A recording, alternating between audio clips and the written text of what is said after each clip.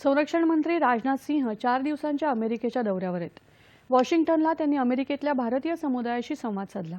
गेल्या 10 वर्षात आंतरराष्ट्रीय समुदायामध्ये भारताची पत वाढली आहे। यापूर्वी भारताची मतं जितक्या गांभीर्याने घ्यायला हवी होती तितकी घेतली जात नव्हती। पण आज जेव्हा भारत जागतिक व्यासपीठावर काहीही बोलतो तेव्हा जग लक्षपूर्वक ऐकतं, असं राजनाथ सिंह यांनी यावेळी सांगितलं।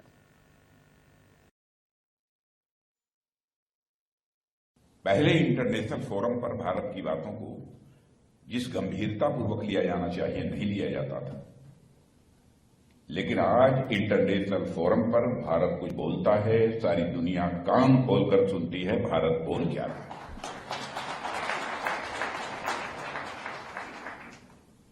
यह भारत की हैसियत बनी है। मैं नहीं कह रहा हूं, मॉर्गन स्टैनली इसका दावा है कि 2027 आते आते भारत को की इकोनॉमी को दुनिया की टॉप 3 कंट्रीज में आने से कोई रोक नहीं सकता।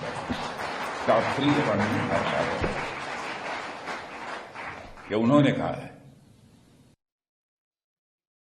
पूर्वी भारत सर्व संरक्षण उपकरणं आयात करायचा, तेव्हा देशाची संरक्षण निर्यात 600 कोटी रुपयांची होती। मात्र रालोआ सरकार आल्यापासून हे निर्यात 23,000 कोटी रुपयांवर पोहोचले, असं राजनाथ सिंह यांनी यावेळी सांगितलं। संरक्षण मंत्री राजनाथ सिंह अमेरिकेचे संरक्षण मंत्री लॉयड ऑस्टिन यांच्याशी द्विपक्षीय चर्चा करणार आहेत। उभय देशातील संरक्षण सहकार्य बळकट करण्यावर यावेळी चर्चा अपेक्षित आहे। अमेरिकेचे राष्ट्रीय सुरक्षा सल्लागार जेक सुलिव्हन यांची देखील राजनाथ सिंह भेट घेणार आहेत। अमेरिका दौऱ्यामध्ये संरक्षण मंत्री राजनाथ सिंह यांच्या अध्यक्षतेखाली अमेरिकेतील संरक्षण उद्योगांची उच्चस्तरीय गोलमेज बैठक होणार आहे।